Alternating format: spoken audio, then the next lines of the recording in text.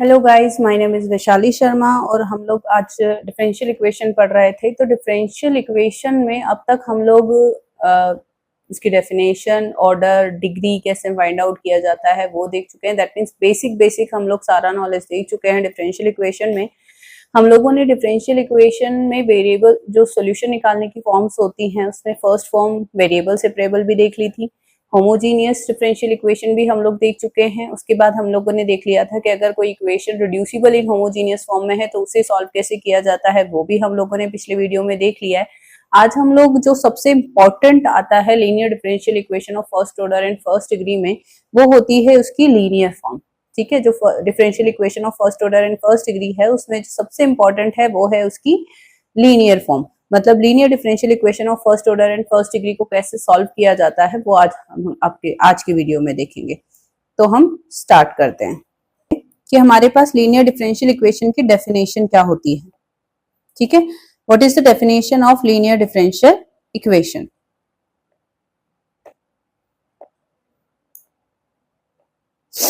आप देखें कि आपके पास जो लीनियर डिफरेंशियल इक्वेशन होता है उसकी डेफिनेशन ये बोलती है कि a first order differential equation is called linear if it can be written in the form dy by dx plus py is equals to q where p and q are constant or function of x alone।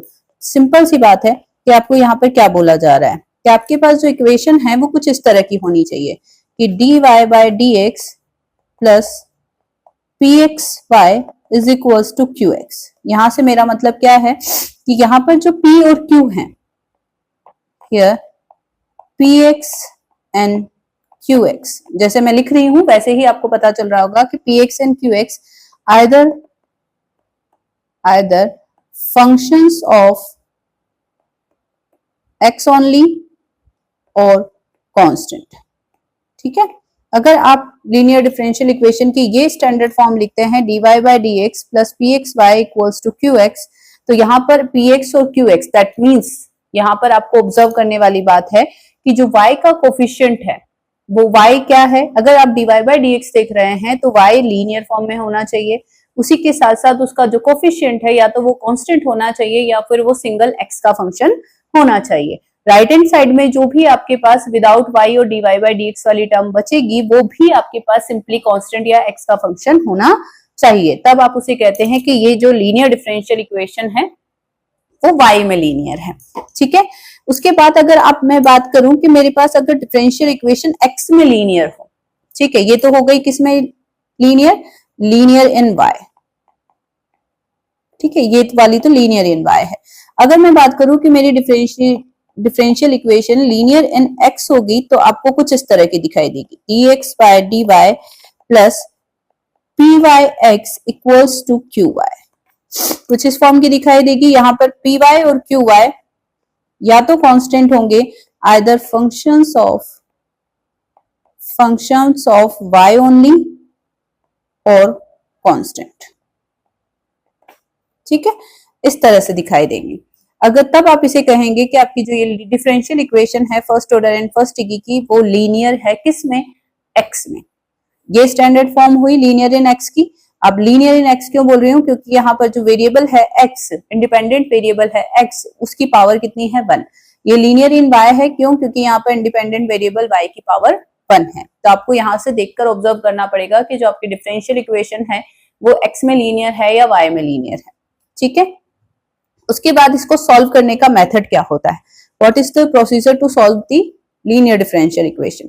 ठीक है, working rule for the solution of linear differential equation. Linear differential equation को solve करने के लिए सबसे पहले आपको क्या करना पड़ेगा, उसका IF निकालना पड़ेगा। उसका क्या निकालना पड़ेगा, इंटीग्रेटिंग फैक्टर आपको निकालना पड़ेगा, जिसका फॉर्मूला क्या होता है, इंटीग्रेटिंग फैक्टर निकालने का फॉर्मूला होता है IF is equals to e raise to the power integration p dx। ठीक है, IF e raise to the power integration p dx। जब आप इसका IF निकालेंगे, यहां पे लिख देती हूँ, IF निकालने का फॉर्मूला होता है इंटीग्रेशन e की पावर इंटीग्रेशन p dx। ठीक है, अगर आपकी इक्वेशन जो है वो y में लीनियर है तो p dx आ जाएगा, x में लीनियर होगी तो p dy आ जाएगा। ठीक है, आप लोगों ने IF निकाल लिया। IF निकालने के बाद हम लोग इसका सोल्यूशन लिखते हैं। सोल्यूशन लिखने का भी आपके पास यहाँ पर फिक्स्ड मेथड है। तो मैं आप लोगों को बता देती हूँ कि कैसे होगा। मैं दोनों चीजें आपको यहाँ पे क्लेरिफाई कर देती हूँ। ठीक है, अगर आपकी फर्स्ट जो है आपकी differential equation is linear in y में लीनियर है, तो उसकी स्टैंडर्ड फॉर्म जो होगी वो होगी dy by dx plus pxy is equals to qx। अब मैं बता चुकी हूँ कि px और qx क्या होंगे यहाँ पर। तो इसको सॉल्यूशन जब आप निकालना चाहेंगे इसका, तो स्टेप फर्स्ट में आप लोग क्या करेंगे, सबसे पहले आप लोगों को स्टेप फर्स्ट में इसे इसकी स्टैंडर्ड फॉर्म में लिखना है, जो कि यहाँ पे मैंने लिखी है dy by dx। That means dy by dx का जो कोफिशिएंट है वो 1 होना चाहिए। अगर उसके साथ कुछ मल्टीप्लाई में दिखाई दे रहा है तो आप उससे पूरी इक्वेशन को डिवाइड करेंगे, फिर उसके बाद आप px और qx फाइंड आउट करेंगे। ठीक है, स्टेप फर्स्ट होता है फाइंड px एंड qx। आपने px एंड qx निकाला। फिर स्टेप सेकंड बोलती है कि आप लोग क्या करें कि अब आप लोग निकालें इंटीग्रेटिंग फैक्टर if। if का फॉर्मूला होता है e raise to the power integration p dx। ठीक है, ये हो जाएगा। फिर हम लोग लिखेंगे then solution can be written as, किस तरह से लिखा जाएगा कि y into if is equal to integration q into if dx plus c। इस फॉर्म में आप सॉल्यूशन को लिखेंगे और फिर से सॉल्व करके आप लोग इसका आंसर निकाल के देंगे। यहां से आपका आंसर आएगा। अगर आपके पास जो डिफरेंशियल इक्वेशन है, differential equation is linear in x में लीनियर है, तब इक्वेशन किस फॉर्म की दिखाई देगी, dx by dy plus p by x is equals to qy। यहाँ पर p और q जो है वो सिंपली x y के फंक्शन या फिर कांस्टेंट होंगे। आप स्टेप फर्स्ट में क्या निकालेंगे, स्टेप फर्स्ट में वही काम आपको करना है, फाइंड p एंड q।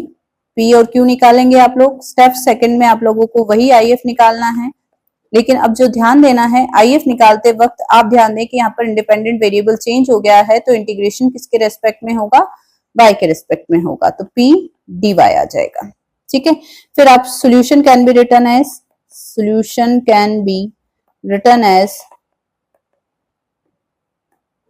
ये हो जाएगा x into if, simply x की जगह y आ जाएगा, q if dy plus c, और यहां से आपका निकलेगा आंसर। ठीक है, इस तरह से हम लोग क्वेश्चन को कर सकते हैं। अब मैं आपको दोनों तरह के क्वेश्चंस बता देती हूँ कि जब लीनियर इन x होगा तो कैसे होगा और लीनियर इन y होगा तो आपका क्वेश्चन कैसे होगा। ठीक है, हम लोग एक क्वेश्चन लेते हैं, एक एग्जांपल लेते हैं, फिर उस पर बात करते हैं कि कैसे हमारा एग्जांपल यहाँ पर सॉल्व किया जा सकता है। ठीक है, आप देखें कि अगर मेरे पास एक एग्जांपल है, ये लेती हूं मैं, एग्जाम्पल की बात करती हूँ। अगर मुझे क्वेश्चन दिया गया है x square plus 1 dy by dx plus 2xy equals to 4x square, ये मेरे पास कोई क्वेश्चन गिवन है। अब मुझे इसे सॉल्व करना है, तो इसका सॉल्व करने के लिए मैं क्या करती हूँ कि यहाँ पर मैं इसका सॉल्यूशन निकालती हूँ। ठीक है, इसका मैं क्या निकालती हूँ, सॉल्यूशन निकालती हूँ। आप देखें कि मुझे सबसे पहले इसे स्टैंडर्ड फॉर्म में कन्वर्ट करना है, तो स्टैंडर्ड फॉर्म में कन्वर्ट करने के लिए मुझे dy बाय dx का कोफिशिएंट 1 बनाना पड़ेगा। तो मैं क्या करती हूँ, इस एक्स स्क्वायर प्लस 1 से पूरी इक्वेशन को डिवाइड कर देती हूँ। तो dy by dx plus 2x upon x square plus 1 y equals to 4x square upon x square plus 1। आप ऑब्जर्व करें कि क्या ये जो गिवन क्वेश्चन था ये x में लीनियर है या y में लीनियर है। आप ऑब्जर्व कर सकते हैं जो डिपेंडेंट वेरिएबल है y, उसकी पावर यहाँ पर 1 दिखाई दे रही है, that means this is linear in y। और आप x को देख सकते हैं तो x की पावर 2 यहाँ भी दिखाई दे रही है और x की पावर 2 यहाँ भी दिखाई दे रही है, तो ये लीनियर इन x तो नहीं हो सकता, ये लीनियर इन y है, तभी मैंने इसे dy बाय dx की फॉर्म में कन्वर्ट किया है। अब आप देखिए ये स्टैंडर्ड फॉर्म में आ गया मेरा, ये बन गया मेरा px, ये बन गया मेरा qx। ठीक है, तो आप यहां से देखें मैंने px और qx निकाल लिया। अब मैं निकालूंगी इसका integrating factor if। Integrating factor का फॉर्मूला होता है e की power integration px dx, e की पावर इंटीग्रेशन px कितना है 2x upon x square plus 1 dx। आप देखें कि जैसे ही आप एक्स स्क्वायर प्लस 1 को t मानते हैं तो 2x dx आपको ऊपर दिखाई देता है, दैट मीन्स नीचे वाले का डेरिवेटिव ऊपर दिखाई दे रहा है, तो सिंपली इसका इंटीग्रेशन क्या हो जाएगा, e की power log x square plus 1। अब आप जानते हैं कि log जो होता है वो e बेस होता है, e log e बेस की वैल्यू कितनी हो जाएगी, सिंपली एक्स स्क्वायर प्लस 1। ठीक है, क्योंकि आपको पता होना चाहिए कि log e बेस e की वैल्यू होती है 1। ठीक है, ये आपको पता होना चाहिए। यहां से एक्स स्क्वायर प्लस 1 मेरा इसका क्या आ गया, IF आ गया। अब मैं इसका सोल्यूशन लिखती हूँ, then solution can be written as, solution can be written as. ठीक है, सोल्यूशन कैसे लिखा जाएगा, y into IF is equal to integration q into IF dx plus c। ठीक है, y IF कितना हो गया, x square plus 1 is equal to integration qx कितना था, 4x square upon x square plus 1, IF क्या हुआ, x square plus 1 dx plus c। X square plus 1 से x square plus 1 cancel out, आपके पास बचा y x square plus 1 is equal to integration 4x square dx plus c। यहां से आ गया मेरे पास 4x3/3 plus c, y x square plus 1 की वैल्यू ये आ गई। तो यहां से आपका जो सोल्यूशन आ गया है वो अब आ चुका है। ठीक है, आपका सोल्यूशन आप चाहे तो इसको ऐसे लिख सकते हैं कि 3y x square plus 1 is equal to 4x3 plus some c1। This is your answer. ये आपका क्या है, ये आपका आंसर है। इस तरह से आप लोग क्वेश्चन को सॉल्व कर सकते हैं। आपको सबसे पहले जानना होगा कि आपकी जो इक्वेशन है वो लीनियर डिफरेंशियल इक्वेशन है या नहीं है, फिर उसके बाद वो x में लीनियर है या y में लीनियर है, उसके कॉरेस्पॉन्डिंग आपको चीजों को अरेंज करना होगा। अगर अरेंजमेंट आ गया तो सिंपली इंटीग्रेशन है और मेथड आपको फॉर्मूला दिया हुआ है, फॉर्मूले में वैल्यू पुट करनी है और सोल्यूशन निकालना है। एक और एग्जांपल देख लेते हैं हम लोग, ताकि आपके दिमाग में एकदम क्लियर हो जाए कि अब कैसे करना है। अगर मुझे कोई क्वेश्चन x में लीनियर दिया गया होगा तो वो कैसा दिखाई देगा। ठीक है, तो हम लोग देखते हैं यहाँ पर मेरे पास, अगर मैं एक और एग्जांपल लेती हूँ, सपोज मेरे पास एग्जांपल है 1 plus y square dx is equal to tan inverse y minus x dy।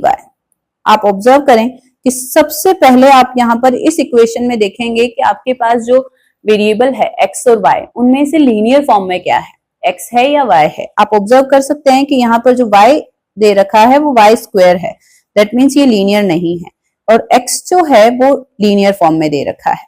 ठीक है, तो दिस इज डिफरेंशियल इक्वेशन, ये क्या बनेगी, लीनियर इन x है, लीनियर इन x है आपके पास। तो आपको इसे किस फॉर्म में कन्वर्ट करना है, इसे मुझे बनाना है dx बाय dy की फॉर्म में। dx बाय dy बनाती हूं तो ये बन जाएगा tan inverse y minus x divided by 1 plus y square. और अरेंज करूं इसके स्टैंडर्ड फॉर्म में, dx by dy is equals to tan inverse y upon 1 plus y square minus x upon 1 plus y square, ये बन जाएगा। ठीक है, और अरेंज करूं मैं इसे तो ये बन जाएगा dx by dy plus x upon 1 plus y square is equals to tan inverse y upon 1 plus y square. आप ऑब्जर्व कर सकते हैं कि ये जो मेरे पास आया है ये 1 अपॉन 1 प्लस वाई स्क्वायर, ये तो है मेरा पी वाई, और ये tan inverse 1 plus y square है मेरा क्यू वाई। ठीक है, पी और क्यू की वैल्यू मैंने निकाल ली, लीनियर इन एक्स बन गया था। अब मुझे निकालना है इसका आईएफ। तो आईएफ निकालने के लिए मैं क्या करती हूँ, फॉर्मूला हो जाएगा ई की power integration p y d y. ठीक है, तो ये हो जाएगा ई की power integration 1 upon 1 plus y square d Y.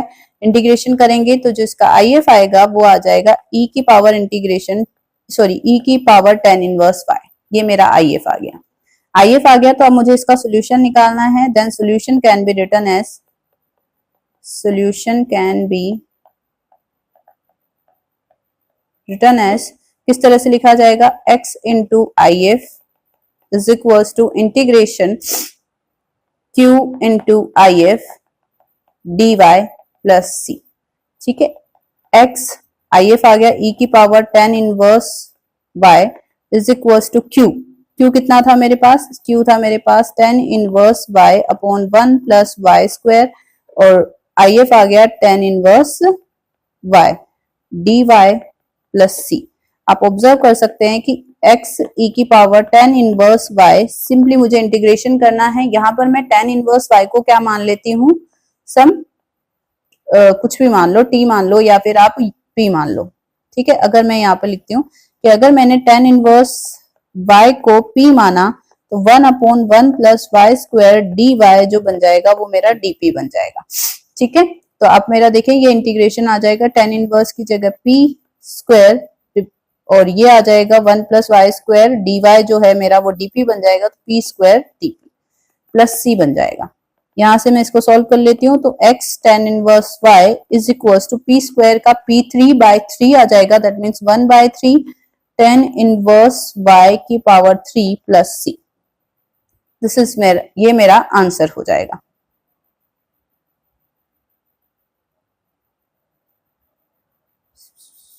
Sorry यहाँ पर मिस्टेक हो गई, ये मेरा जो IF था यहाँ से थोड़ा सा मिस्टेक हो गया है, ये गलत हो गया है यहाँ पर, ठीक है। आप ऑब्जर्व करें कि ये जो IF था ना वो था मेरा e की पावर tan इनवर्स y, ठीक है, वो था मेरा e की पावर tan इनवर्स y, ठीक है। तो यहाँ पर थोड़ा सा ध्यान देना है हमें कि ये था e की power tan inverse y dy plus c। तो करना वही है कि tan इनवर्स y को आपको t मानना है, मतलब p मानना है। tan इनवर्स y को आपने p माना, 1 upon 1 plus y square d y is equal to dp बन गया। तो यहाँ पे आपके पास बन गया p e की power p dp plus c, ठीक है। अब आपको इसको सिंपली u डॉट v लगाकर इंटीग्रेट करना है। u डॉट v लगाकर इंटीग्रेट करते हैं तो क्या बन जाएगा, इसका आइलेट लगाना पड़ेगा, ठीक है। क्या लगाएंगे हम इसमें, आइलेट लगाएंगे। आइलेट क्या बोलता है कि सबसे पहले आप लोगों को u किसको मानना है, आपको u मानना है p को। तो p को छोड़ा आपने, e की पावर p का इंटीग्रेशन माइनस p का डिफरेंशिएशन,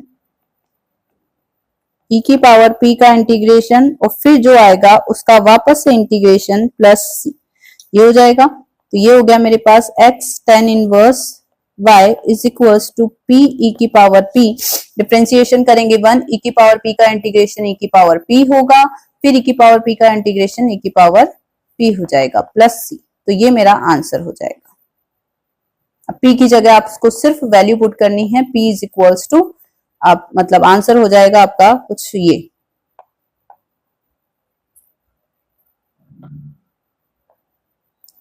आपका आंसर हो जाएगा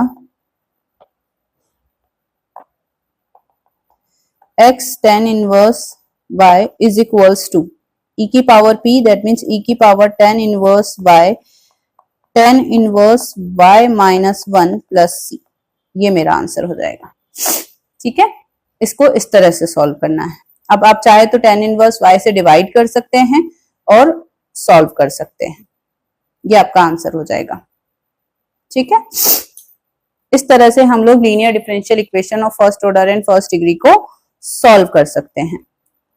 तो आज के लिए इतना ही। कल हम देखेंगे कि linear differential equation differential equation which is reducible in linear form, उसको कैसे सॉल्व किया जाता है, that means Bernoulli differential equation को कैसे सॉल्व किया जाता है। तो आज के लिए इतना ही। थैंक यू सो मच, मिलते हैं नेक्स्ट वीडियो में।